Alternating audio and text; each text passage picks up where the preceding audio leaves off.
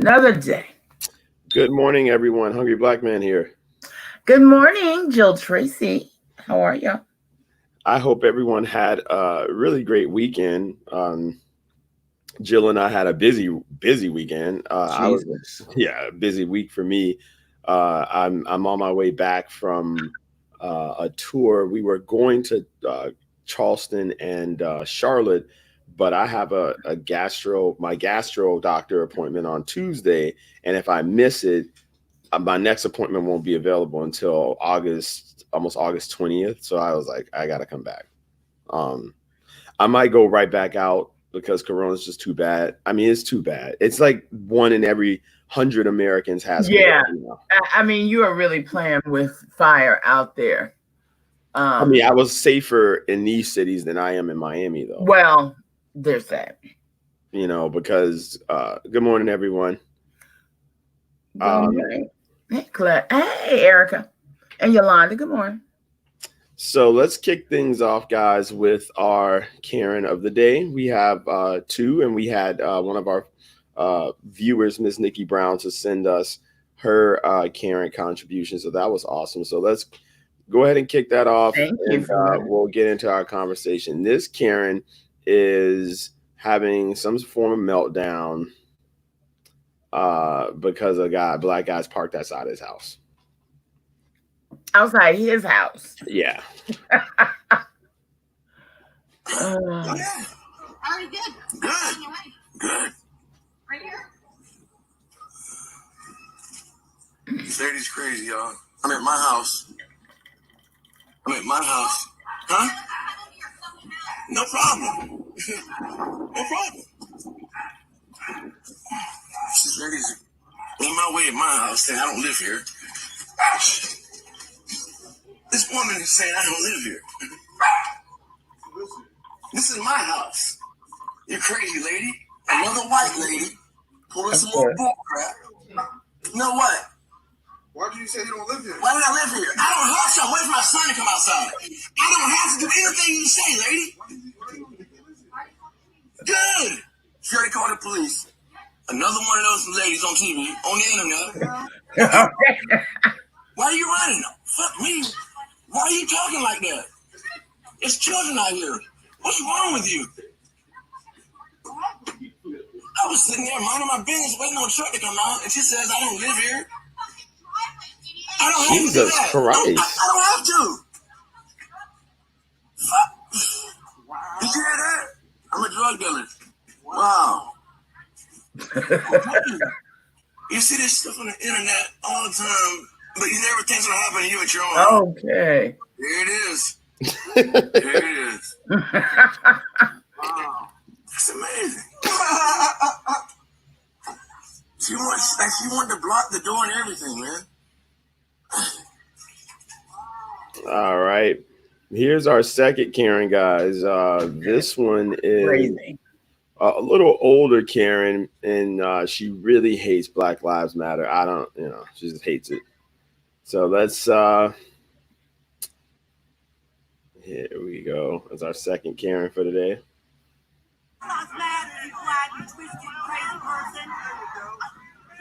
What is she like? Say whatever you want to say. Say whatever you want to say. No, say whatever you want to say. This is Tennessee Karen. You don't have Black Lives Matter. You're just a poor little black girl who's got a messed up mind. Real name Sonia Holt. I know my word. Black Lives Matter. You know there's probably more people of what you're trying to do, but you're not going to settle it like this. You're not going to settle it by shooting police officers. Hate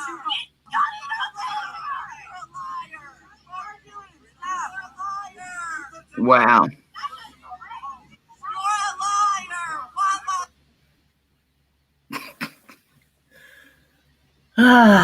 Well, So sad. she just continues on like that. So Sure. that was that. They So were having a Black Lives Matter gathering, and I guess the white people in Tennessee showed up, and they wanted to let them know how they felt. Okay.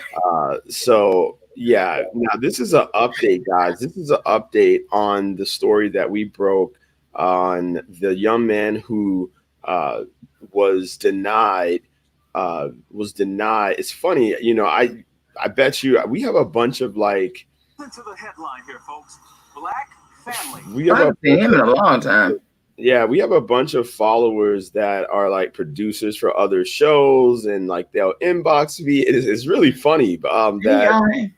that happens. A lot of the things that we find and through our research or you guys send us ends up on national television. So this is a good thing. So this is the one that we showed a couple weeks back from the little black boy who was denied entrance into because he had to on a this restaurant, sports shirt right? or something. Because of So let's play this. Denied service at a restaurant on account of race. That's supposed to be a headline in 1964.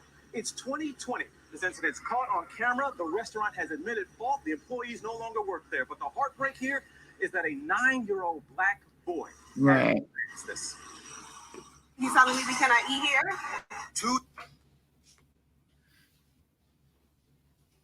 Oh, I'm sorry, guys. We're in a hotel, and the connection is just awful. Well, are you serious? It's always some shit. good morning. The book, They Were Property. Okay, we said, who was that that said they were going to handle the book? Our reading room. We need to put that together because. Hey, Ronnie. Whatever. Yolanda. I'm sorry, guys. Let me get out of this because this. Claudio. What happened was no difference. we'll show that to you guys tomorrow. I apologize. I guess it had its fill of videos for today. Well, that young black boy and his mother was denied access to this restaurant because they said that they were dressed, that the little boy was dressed improperly. Right. And the black mother looks to the right of her and she says, "How is my son dressed improperly?" And there's a little white child out there dressed exactly like him. Actually, the little white child was dressed more casual than the little black boy. And so they didn't let her in. And eventually and that was a manager. The parent ended up firing the worker who did that, and they issued an apology and all that other stuff. But anyway, now we're gonna start today's conversation up, and I'm gonna ask you guys this question, and I'm gonna pose it to Jill as well as a woman, and definitely as someone who has spoken about this issue before. Now, this football player, and everyone knows my opinion on NFL players in general, so I know that that's a generalization. And at some level, it's probably wrong, but I don't care because I'm right more times than I'm wrong when it comes to them. Okay. All right, so let's share the screen and show you this comment. I'm going to just show you the post that I put up so that I can kind of show you what folks were saying about this situation. All right, so Mr. Kyle Kiro, the washed up former NFL indentured servant who had the nerve who had the nerve to state the following: "People are attracted to Jill Scott?" Kiro questioned, adding, "And by no means is she ugly, but y'all really sexually aroused by her? At a time when our people should be uplifting and celebrating our beauty, this misguided young brother is doing the opposite by sharing his idiotic and baseless commentary on our dear queen. So many of these NFL players have slave mentalities, and it's sickening. I am so over them opening their big mouths with nothing energy." And so this woman goes, "But wait, seriously? Is he not supposed to have a preference? Is he obligated to love what someone looks like because she's black? I'm confused. I love her, but I hate all of that ugly ass Nene Leakes girl, hell, and a few others, and voice it every time I see her as. I'm just asking, why is he bound to uplift love and not have a say in what he likes? Y'all do this to men that prefer white women because that's what they like too. Why is this? Make it understandable for me, please." And that statement is what propelled this conversation this morning, because she spelled it out more eloquently than others who were just on there saying, well, he deserves his own opinion. And so my stance was that, number one, his opinion was unsolicited. His opinion was life-taking. And when your opinion turns into an offensive, life-taking rhetoric, then you should save that for yourself, right? That should be something that you keep for yourself. But so many of those guys think that way. And I wanted to start the conversation off with, first of all, how beautiful Jill Scott is. And the fact that she is attractive, and so anyway, I don't want to get into why we're going to get into why he said it, but I wanted to hear from you before I shared my thoughts on it.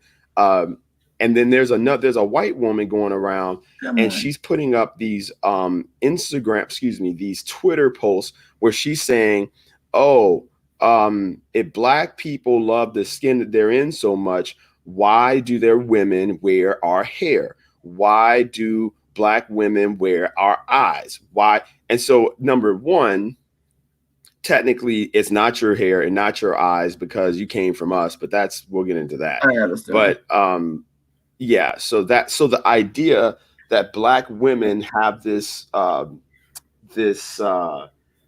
dichotomy of beauty standards and how certain Black men are interpreting or having commentary on Black women beauty. What are your thoughts on what this football player said? And do you think that it's a bigger issue, or do you think that that's a singularity? No, I think it's a bigger issue. He just happened to voice it. And the bigger issue is, why does his standard of beauty matter? It's what prompted that? Was he having a conversation with somebody and then took it to Facebook? Why did he wake up and say, I don't know why people like Jill Scott, and I'm gonna go right. I don't think she's that attractive. I just don't understand that whole process. Why you felt you needed to put that in the universe, right? That's and part of it is, a level of, some people get their juice by putting other people down, right? That's where they find their power. I think that to me always just shows insecurity. Because if your unsolicited comments just come out of nowhere, and why do you need to share them? Why did he wake up and say, I'm gonna go on Facebook and talk about how unattractive I think that Jill Scott is? And what? You know what I'm saying? I just don't. I usually just go. Those are the people I usually just go past. Anissa said, I'm 17 and a rising senior. All the football players I know look towards the NFL and social media. Oh, I can't. Wow, they're moving fast. Exactly. Unsolicited aggressiveness and hate towards Black women for no reason. Most of them are exactly have no idea why you felt that it was necessary. And typically people like that, I just don't even have conversations with, because it's going nowhere. And I'm not going to learn anything from anybody who thinks that their opinion is that. That's why I'm not on Facebook that much. I really am not, because, that's Anissa. Good morning, sunshine. It's fetishization. Is that word, Anissa? I'll take it. And deep-rooted anti-Blackness, you can have your preference, whatever that means, but when you have to put down your own race, it's very coolish. When you have to put down anybody to, get up and brush your teeth and feel good about yourself in the morning, that's a problem.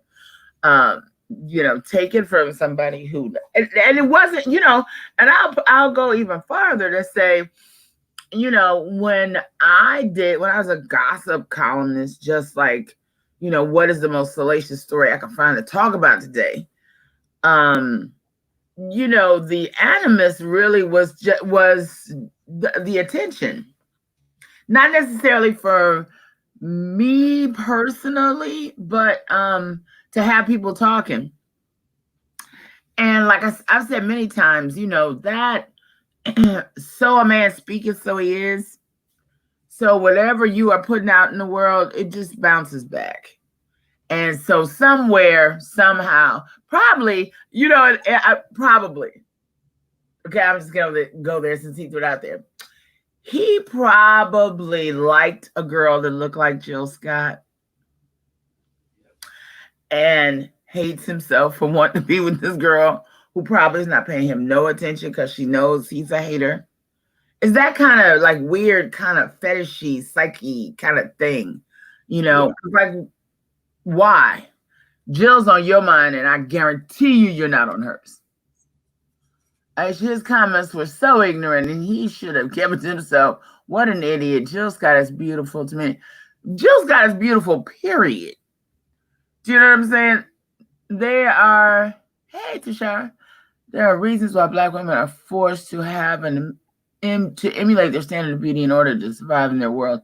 They are the ones who taught us that everything is beautiful about us as Black women are ugly and attractive. Yeah, I mean, it's that same.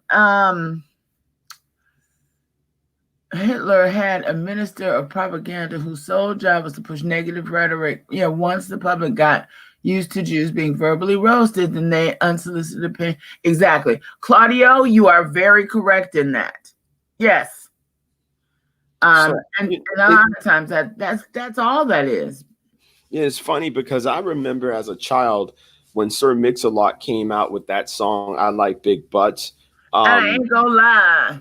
It was kind of like a Black woman body empowerment song, because it was I remember having white friends, and I would look at the same woman, and you know, we would see two totally different things, you know. Right. And I remember that one of my friends in particular was like, "My man, like she wears these clothes and she's so fat," and I was just like, "Fat? Like what?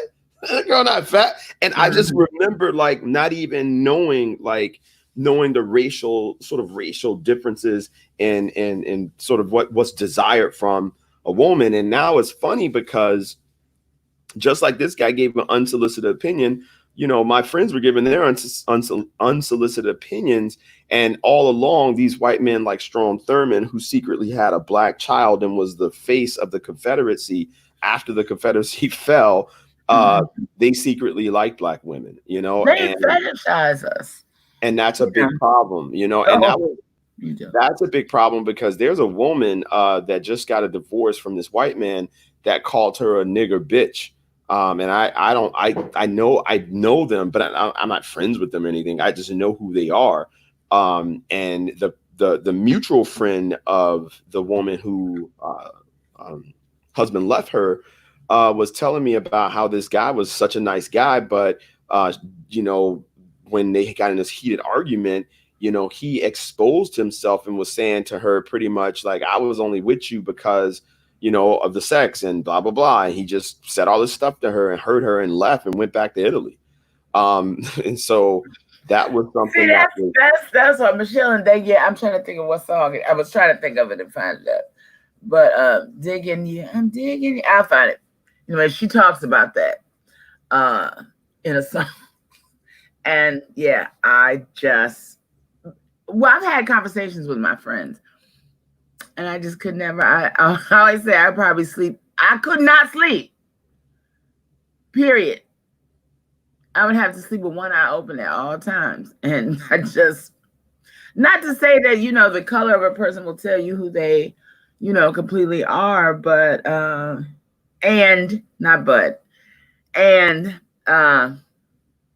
know, I have my best friend in the world is Jewish. You know what I'm saying? And I trust and love him like my mother gave birth to both of us. But he's cut from a different cloth than, you know, the great majority of them. I think that the young man who made the comment from the NFL about Jill Scott, number one, it was It was definitely misguided. And second of all, it does continue in the racial stereotypes of defining Black woman beauty and sort of removing it from he did two things as problematic, right? It was big time misogynistic because you are now talking about whether or not this woman is sexually attractive, and that's a very individualized preference, right? When it comes to sex, people can find someone unattractive but still sexually desirable, right? Like, because sex is rooted in a different part of the brain. So you can And a appreciate lot of that really is trying to get it out of their heads. He probably is very attracted to, like I said, Jill Scott and a woman that looked like Jill Scott. A guy I in 8th grade loved being the token Black guy. He had a history of dating white girls only, so when he liked and pursued me, his biggest attribute was that I'm the only Black girl he's ever been attracted to, and that I was different from the rest. There's this view of whiteness being the gold standard, and oftentimes it makes some Black people have distaste for intense African features and anything that resembles Blackness, which is why it's easier for some Black people. It trailed off. No, the part of his statement that Noir. I love Trevor. He always comes up like that words. Noir. You write that down, Trevor. And they have you can't you can really affect. And I was talking to Munch on the way up here, and I was talking about where my mind was at when I was in high school, when I was 16, when I was 15, and I would not, if Starks now went back and spoke to 17 or 15-year-old Starks, 17 or 15-year-old Starks would hate this person. I would call myself racist. Because when I was Christian, I was massively Christian according to the European standards, literally, because that's what most Black churches preach. And I remember thinking, like, when I went to college, it was a Black woman that changed everything that I think when it came to thinking about myself. I used to think people with dreads were dirty. I would say you got to keep your hair clean. You got to cut your hair. You got to, always walk with your cane. Where did that come from? But it was just what was said. My grandmother, all of the old Black people in the church, they would see the young guys. If the guy walked in our church with dreads, he was a drug dealer. He was something, wow. He's bad. I remember thinking this way. And I also remember having this idea of, like, God loves everybody, he doesn't see race. So, anything that was Black centered, my father was the complete opposite. And it was him that really instilled a lot of my Blackness in me, because he would say stuff that would be so, like, because he was a Farrakhan follower, he loved Farrakhan. And so when I would hear Farrakhan speak as a child, I would be like, man, this guy's racist, and I just grew up thinking, like, so when I got a pamphlet handed to me to come to a Black student union meeting, and I was 17 years old, I remember speaking to the sister who gave it to me, and I was like, why would I do this? This is a racist club. Like, what? And she had this face like, what? I was like, I was just like, someone says, so you're a born again Black person? No, I'm explaining to That's you. Erica. No, I'm explaining to you the process that it took me to become enlightened, because when you are a child, you don't know, all you know is what you're being taught, right? And it's up to you to make a decision as to what information makes sense. And so I just remember her telling me to get the Miseducation of the Negro, and I read that book. I read that book twice, and when I read that book twice, that's what really opened my eyes to everything, so I became sort of enlightened around 17. That was if you want to call it that, that was my removal of the slave mentality. That was my removal of, and every black leader, I think every Black thinker goes through that period. They have that story, because you're born into supremacy. You're born into, and I didn't have revolutionaries as parents. You're born. Wait, why back that thing up? You said every black person. If you are Black American, right? Yes. You are born into supremacy. You have to go through a process of unlearning to some level to be enlightened. At some point in your life, you will unlearn something that was taught to you that was visceral. I mean, it's just. I mean, that's everybody. It's not just Black people. That's everybody. Well, it's more damaging for us because of what we're talking about right now. The fact that there are notions and there are beliefs that exist within our people and outside of our people, right? Because there are notions that exist within our people and outside of our people that are echoed. That supremacy is echoed. Like light-skinned Black women are more attractive. Like all Black people should be able to do certain things, or all Black, these stereotypes that we believe in our race as well. That's a big problem. Okay, yeah, but we don't all. That's not like a rite of passage for all Black people. Well, no, I don't. I think that to some level it is. To some level it is. At some point in your life, you're gonna have to unlearn the damage that was taught to you because you are the descendant of slaves. It's just that simple. No, I'm undone. Do what? Perseverance, pride. No, it can be finances, right? It can be the fact that because of systemic racism, you didn't learn how to financially plan. You didn't learn how to manage your money, and so you unlearn bad habits. You unlearn. No, I didn't learn. I learned really good habits. My grandfather was a hustler, and he built churches and owned gas stations and was the numbers man. Well, that's not your category, right? If I sat with you for a whole hour and just asked you certain identifiable questions that that are rooted in our pain, there will be some situation, no matter how small or large. That's not unique to us. That's what I'm saying. That's not unique. I think is unique to us on the prevalence that it is. Like we wouldn't be talking about this if it weren't, right? Like no other race has to deal with what we have to deal with because of what we've been through. And but so genders do, women do. I mean, you know, the women in here and I could gather and we could tell you stories. And we're all different. We all look different. We're all from different places. I call what's our girl's name? Audra Cohen. I bet you we got more in common being women and that kind of trauma than we all do in the trauma of Blackness. That's a good one. Someone said that the name of the book was The Miseducation of the Negro. Yeah.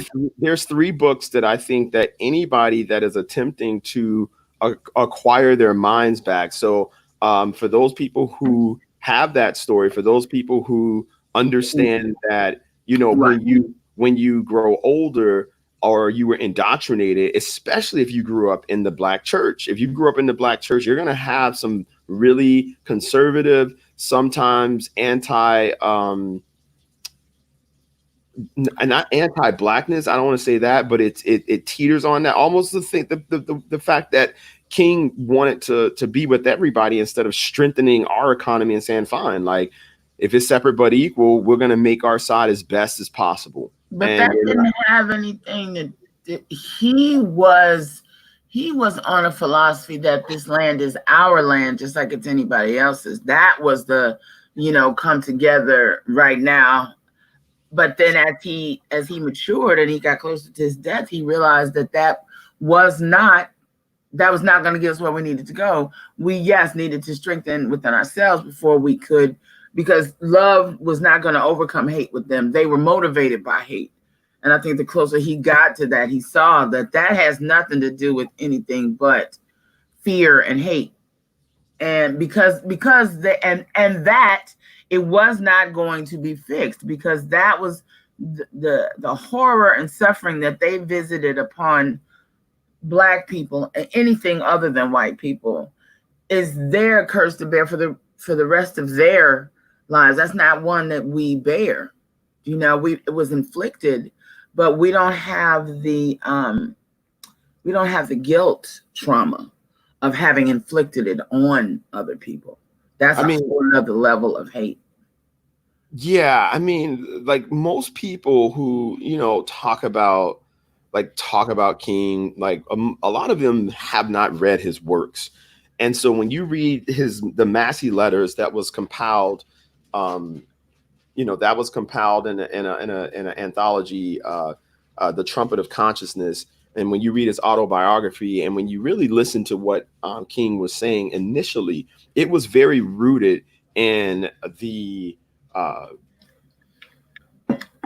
in love. It was really all about consciousness and understanding to how to weigh down the human consciousness to respond to and empathize, right? And so he believed that, and I think that was a very romanticized, nostalgic view, and I think that because of that, it did not yield the outcomes that we are trying to achieve now. We are literally the Malcolm X path right now, and that's why if I show you guys that what the Navajo Nation is doing to beat coronavirus, this is what I think Black people have to do as well. So I'm going to show you guys really quickly, and that's going to bring us into our next discussion. Hey, do you have the Washington Redskins on your list, because they're announcing the name change today? I don't care. I didn't ask you that. Do you care? Yes, I do. Wait, why? Because it's all of the things that we're talking about, what Black Lives Matter, and pushing forward the agenda of the inclusion of us and our development in this country, and red people, everybody that built this country, things like that being removed. Those statues, I don't agree with the defamation of those statues. I think they all should be someplace, where if you want to know that history, you can go and find it out. But yeah, I think Redskins is offensive, and it should have never been. So for them to say, you know what, yeah, we probably shouldn't have done that, and we have an opportunity to make a change and not be offensive in this way to these people, and we're going to change it. You know what I'm saying? I mean, that's why I care, because it's dissembling all these little things. So just imagine your grandchildren they'll know that as some kind of history, but it won't be something that impinges, just like we're talking about, on their psyche, I mean, I don't know how many there are a lot of us that relate to the, Indian struggle, because they really were the first ones here. And let's never forget that. But I think for them, Jesus, you know what I'm saying? I would love to go to, that's a whole nother thing. What's that? That's a whole nother thing that at some point we have to talk about. Like every time I pass by the Hard Rock, right? And I think about the Miccosukee Indians. I'm like, that was a commitment that in the very time that they started, nobody would have ever thought would happen. Reparations, that whole idea, nobody ever thinks that would happen. And to see the Miccosukee tribe have built just this. Now I don't know what their entanglements are with other corporations, etc. But the leaders of that tribe are definitely feeling themselves, for lack of a better reference, for not taking their foot off of that until justice was done by them. I mean, and it's not even justice, It's not even, but it's closer to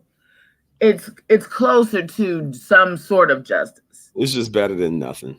And that's the fact okay.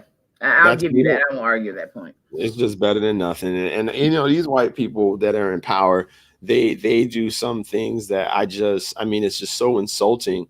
I was so happy to see that I believe the Supreme Court ruled that a large amount of the land in Oklahoma is native.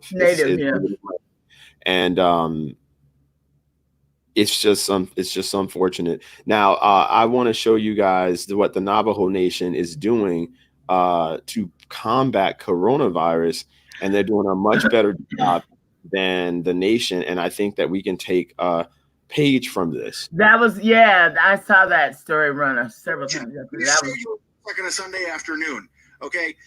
The grocery store is closed. The yeah. McDonald's is closed.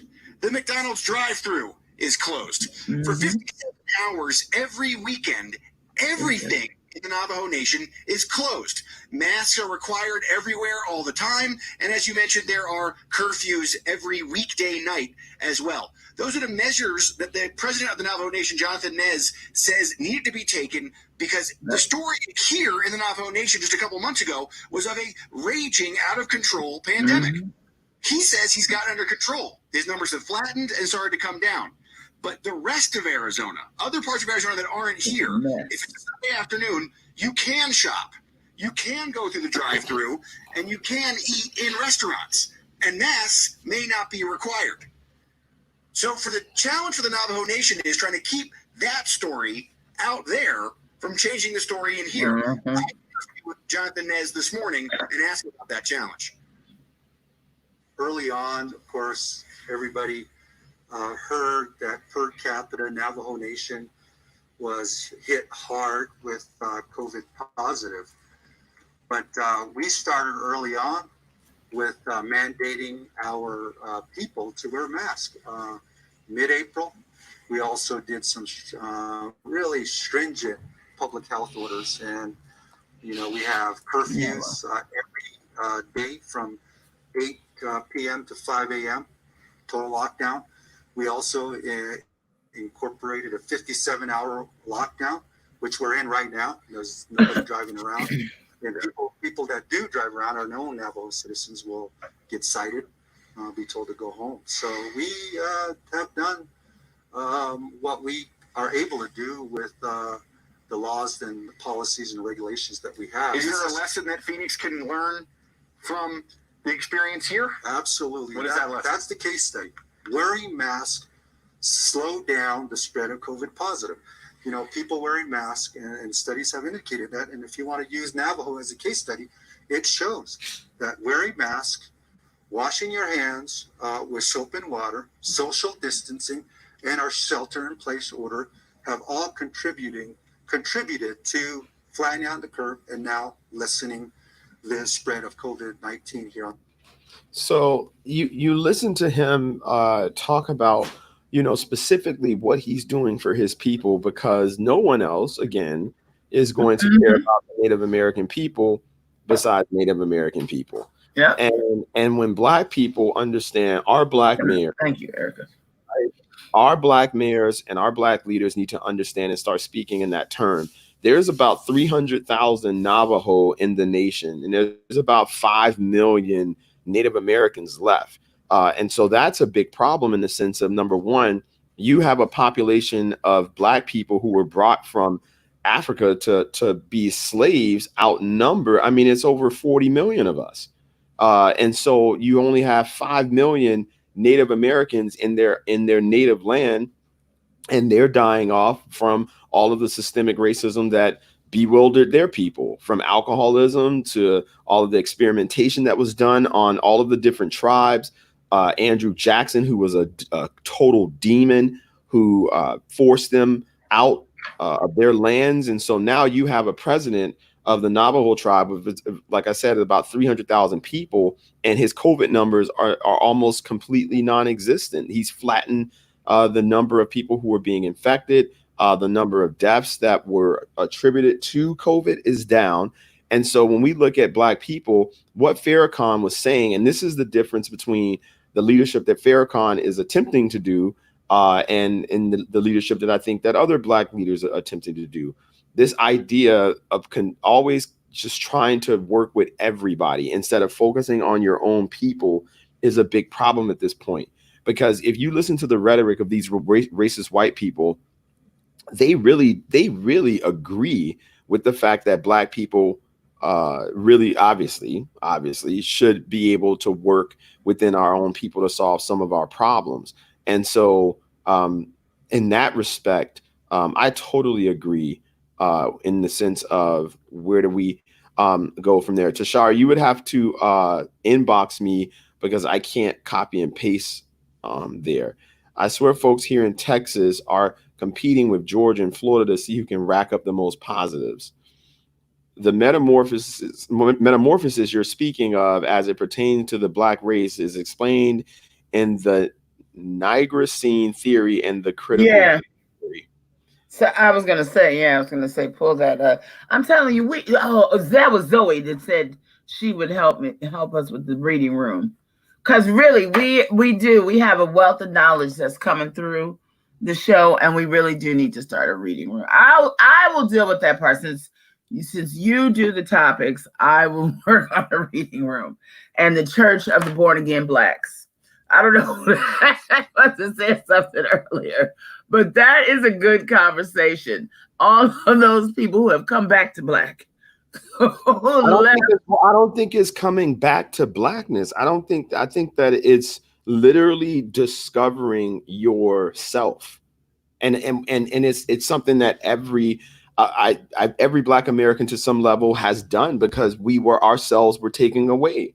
And so now you have to go through a self-discovery to be able to join what I believe is a unison of the ancestors. They were closer to their realities. They were closer to what it meant to be African. And I don't think that Black Americans have any idea of what it means to be African. No. So what I'm saying is that when you read certain authors, and I tell everyone the trifecta would be Carter G. Woodson's The Miseducation of the Negro.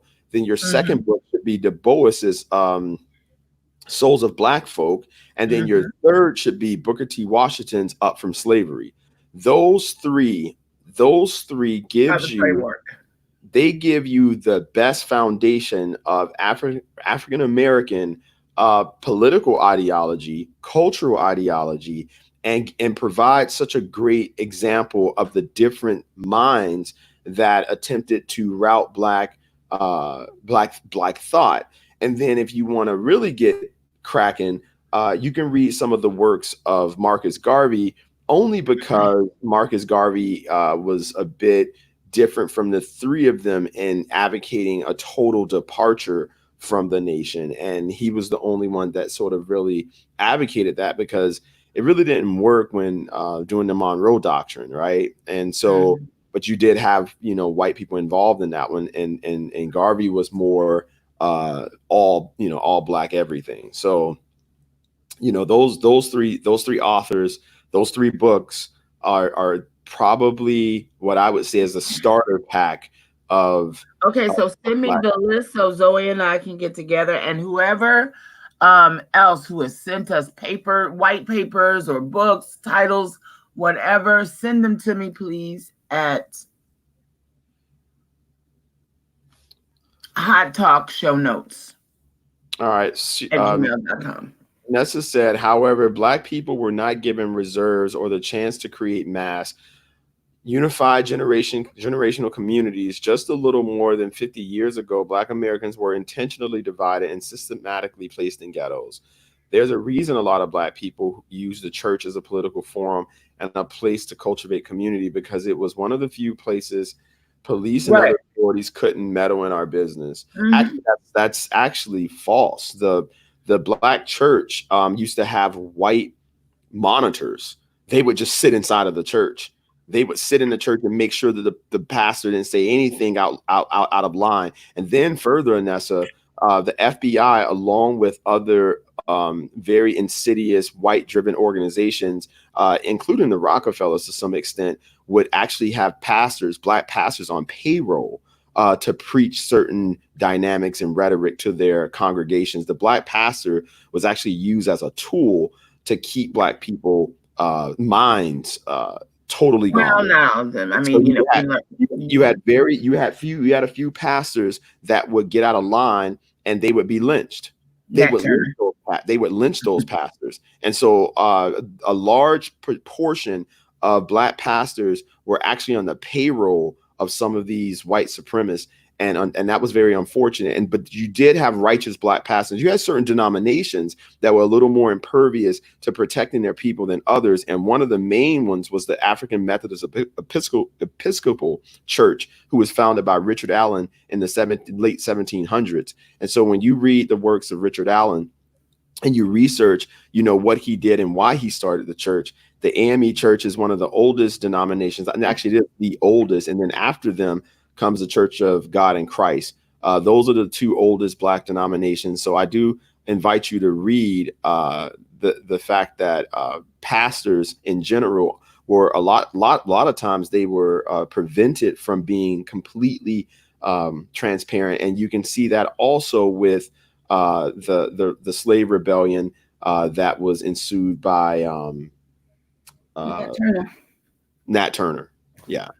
So yeah, but you're right in the sense that that there was a level of free thinking somewhat in the church, because it was an absence of, and at times it was an absence of white monitoring, but overwhelmingly the services that these Black pastors who were ordained by white folks, they were monitored until you had Black denominations and they were able to be autonomous. And the Quakers also had a big role in assisting Black clergy as well. And those are probably the most good-hearted white people in our history in this nation. So the Quakers, if you haven't read on the Quakers or the Friends of Jesus, definitely read on them, because they did some really amazing things with forwarding the quest of the abolitionists. They were all abolitionists. They all didn't believe in slavery, and they would protect and they would teach slaves. A lot of times they would purchase slaves, they would educate them,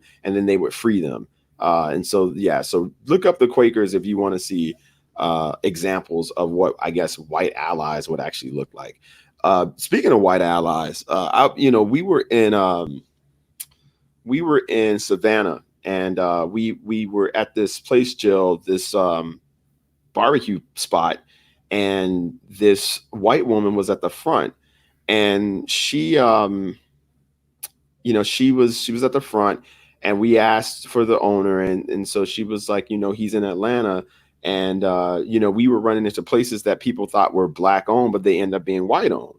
And so we thought this was another one of those. And so she was like, no, it's Black owned. My husband owns it.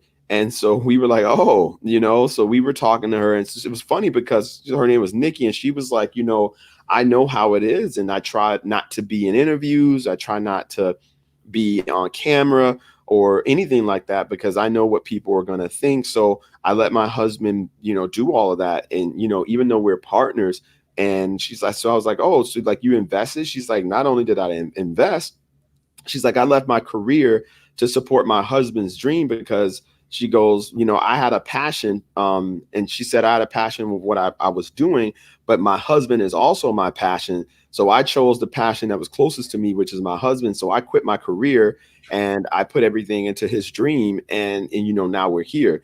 And I said, well, you shouldn't back away from the camera. You need to say that on camera, like you shouldn't feel any type of way because you're white, like at all. And so she was just like, and I said, the fact that you do feel some type of way actually lets me know that you definitely need to be on camera. So when we went live, and she told her story about how she supported her husband and how she was, the sort of foundation for him, like any other wife should be. That was an interesting dynamic. And I asked her very serious questions about race. I asked her, and she said that it wasn't until she got married, she's from Alabama, and she was like, it wasn't until I got married that I saw how hard it was for my husband. And she was like, he would tell me all the time, like certain meetings he would send me and ask me to go. And I would ask him like, why? And so she just didn't get it. And so sure enough, her being married to him, she saw all of the challenges that he went through, and it gave her a different perspective and appreciation for Black owned businesses. And she talked about that. And it was really interesting, actually, to hear her sort of talk about, because I asked her, I was like, and so Jonathan just was so embarrassing. I was so glad this white woman didn't hear him. Jonathan was in the back, and she prepared everything. And so he's in the back screaming, we're getting ready to leave. And so she was like, do you guys want to-go boxes? And so Jonathan was trying to get her attention, and he's like screaming Karen. He's like, hey, Karen. And I was like, Jonathan, that woman's name is Nikki. Are you serious right now? And thank God the lady didn't hear him, because, and it was sad because he did it by mistake. He didn't do that on purpose. He literally was like, I am so sorry. Like, he was like, I'm just so sorry. It was a mistake. I don't know why I was calling her Karen. And I was just like, that was embarrassing. So I'm glad that she didn't hear him. Ditto. So, speaking of, did you hear Betsy DeVos on State of the Union yesterday? Was she talking that shit about not funding schools? Well, no, the battle cry that kids must go back to school. And Dana Bash took her, when I tell you she ate her for breakfast, attempted to get her to explain why she is the Secretary of Education and she has no plan for how these schools are going to unveil. Let me see if I have the link. I think it's worth watching because this push to get our kid, there it is right there. This push to get our kids back to school, I am not here for it at all.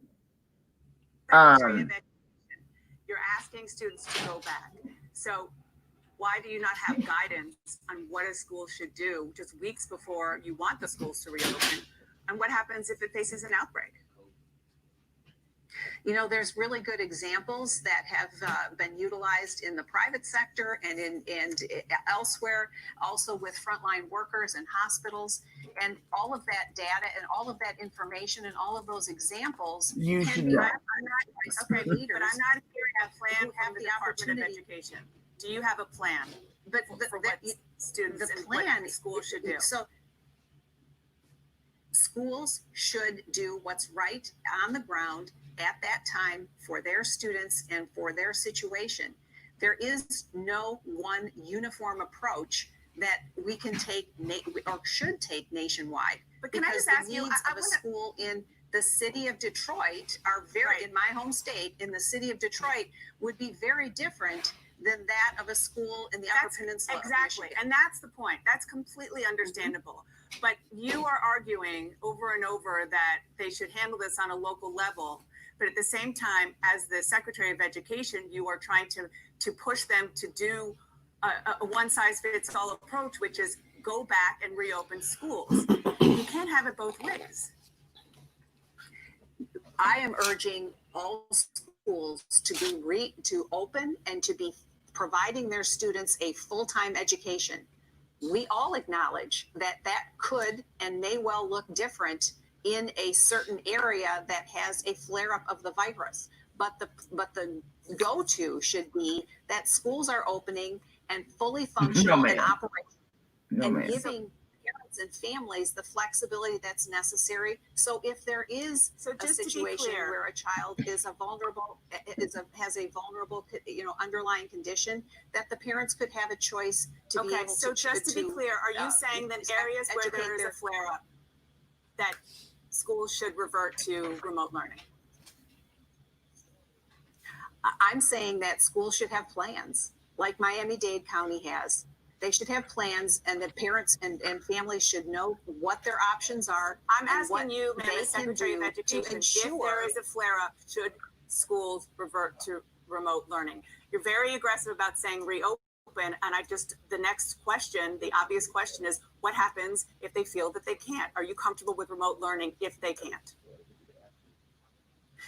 I think the go-to needs to be kids in school, in person, in the classroom, because we know for most kids, that's the best environment for them. I understand that. And we have to also understand, what if they can't what? What if the school district feels that they can't safely go into the school because there is a flare-up in that district? Remote learning, are you okay with it in that situation? If there's a short-term flare-up for a few days, that's a different situation than planning for an entire school year in anticipation of something that hasn't happened. That's a very different thing. Kids have got to be back in school. They've got to be back in the classroom, and working families have to have their children in school. Okay, that's like saying we'll put up the shutters when the storm starts.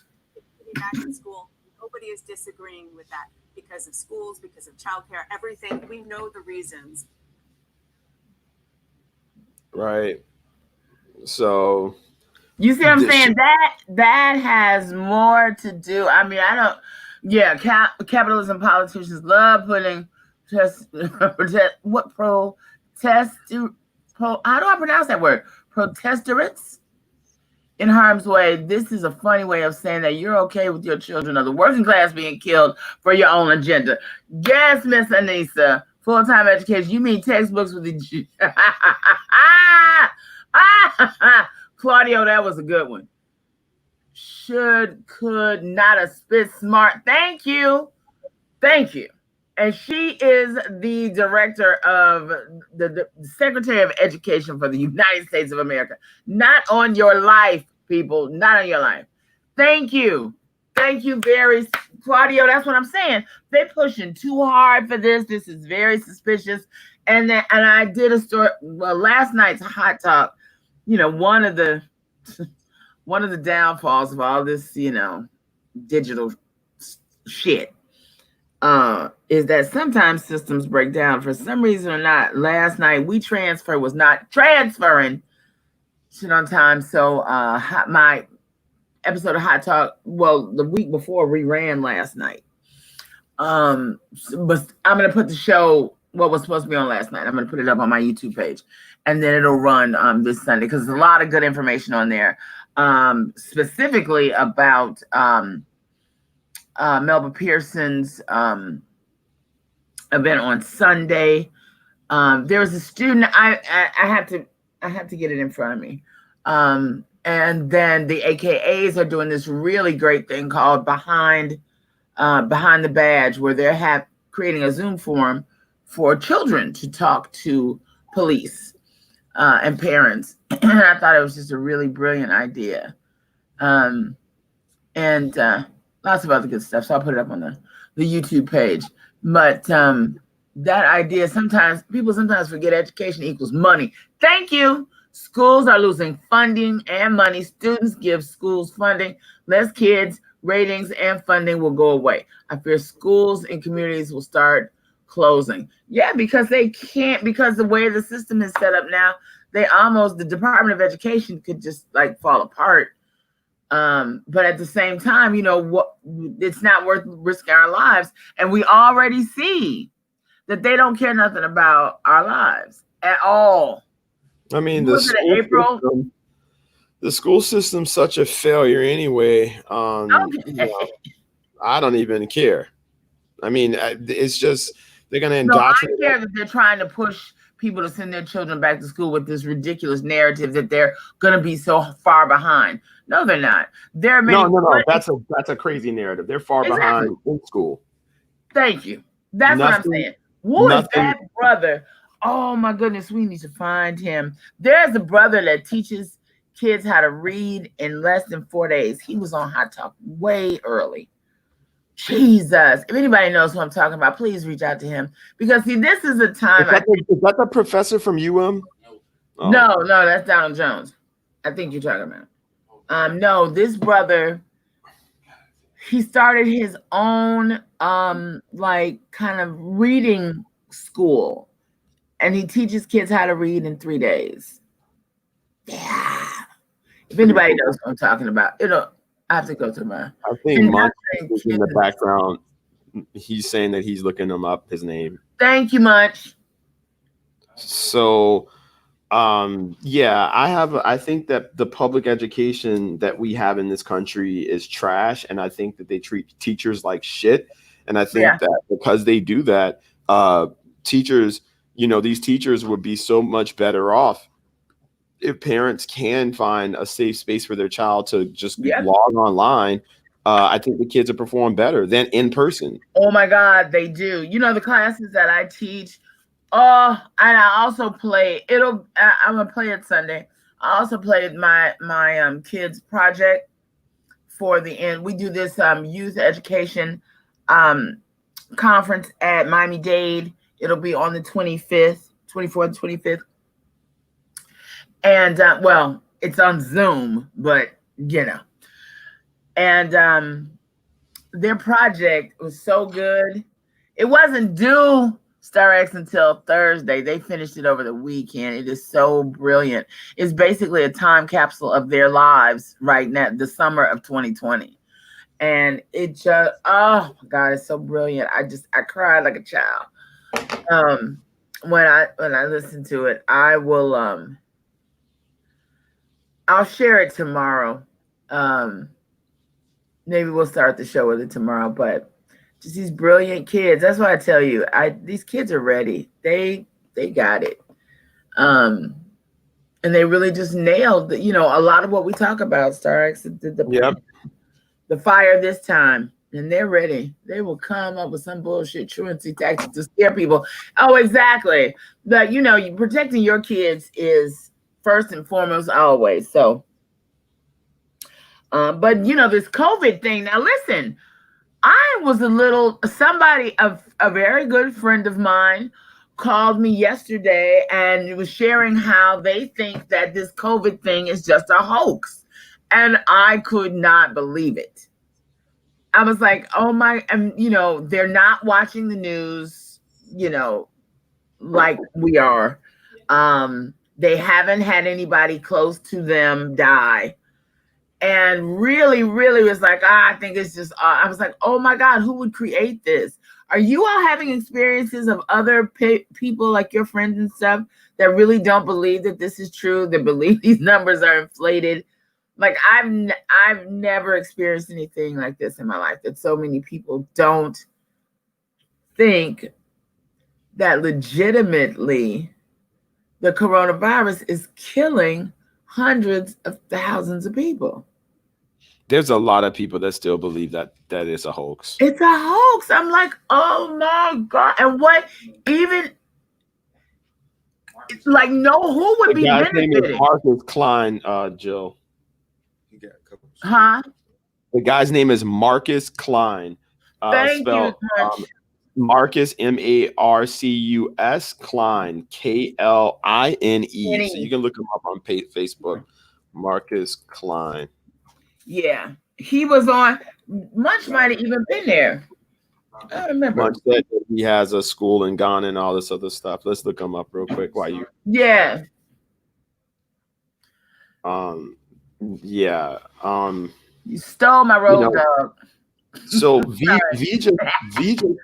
just put up a post.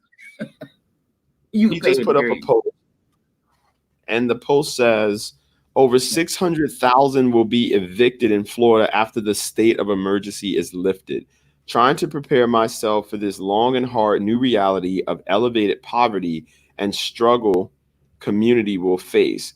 Thank you, sorry ass president, governor, and any legislator who support this dumb shit. Fuck both of them. And so once all of these reprisals run out for the mortgage forbearance and all that good stuff, that's in September. So my mortgage is all due in September, but of course I'm not gonna pay it. All, like, how many? When you say all due, like how many? 6 months will be due. They gave. So why did you not pay it for 6 months? Because you got a forbearance. Because when you can get a forbearance. They sent me a letter and was like, due to COVID. So you just held on to the money and you're gonna pay them the 6. I mean, I know a lot of people did that, but I'm like, what? I didn't do it. Because sometimes I don't want 3 months showing up of car notes and debts and showing up to me in September. So I just paid my bills, straight through. So I don't have some big lump sum waiting for me in September, October. I'm serious. I mean, that's the kind of person I am, that I could not. Now, if you were able to get, like, so many people are getting so much money, it's frightening, and it's coming from the government. I just beg all of y'all to be careful. I just beg you to be careful. And now I can see if, you have a plan, people are getting this money and they're putting it in, some kind of really high yield investment or something that, that is going to flip the money for them quick, that they can then pay off their debts and pay back the government, and they came up a little bit because that's how the wealthy do it in the first place. But I just wonder how many of us are taking, getting these loans and stuff and flipping this money quick and giving it back, because the interest on this will haunt you and your children. on these, PPP loans and all of that. It's like just so much red tape that a lot of people I know are not paying attention to.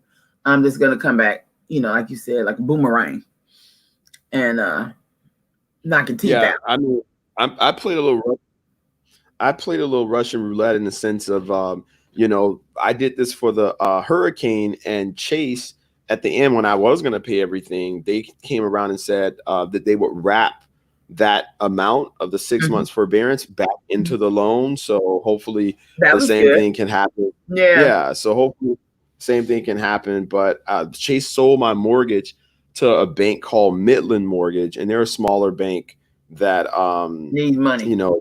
Yeah. So we'll see what happens with that. But I have to I sent you a text, Joe. The someone put Trevor. I'm sorry. Oh, okay. Trevor asked if, Una asked if, they're talking to each other. I'm sorry.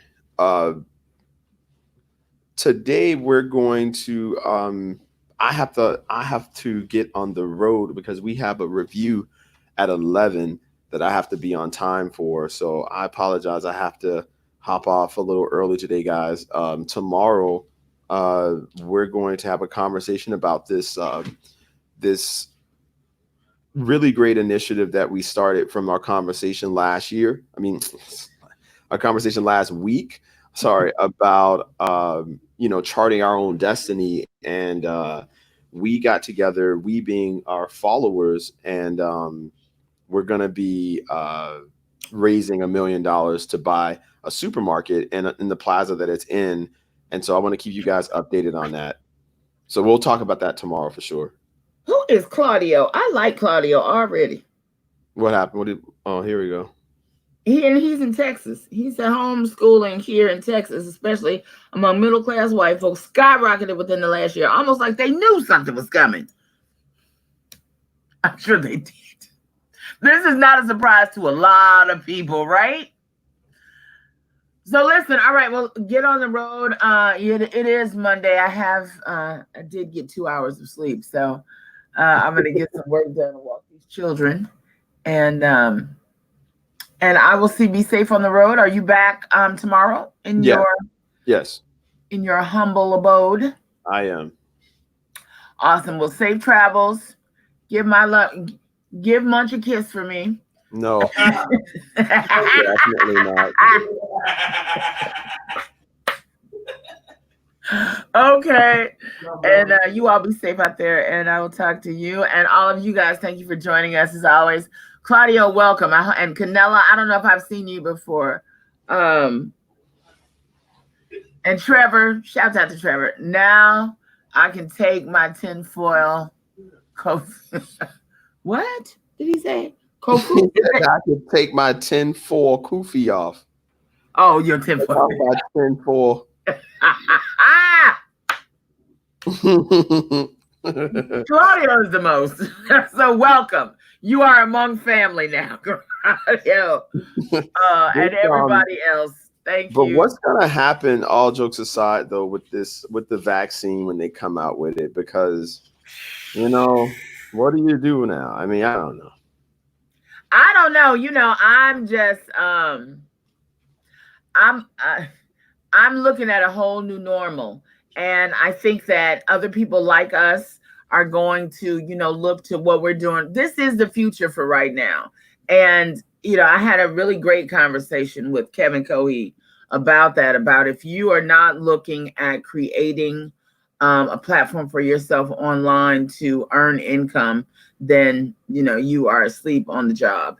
And not everything like this is, we should establish a tip drawer at some point on this thing, because we're just doing this on the strength.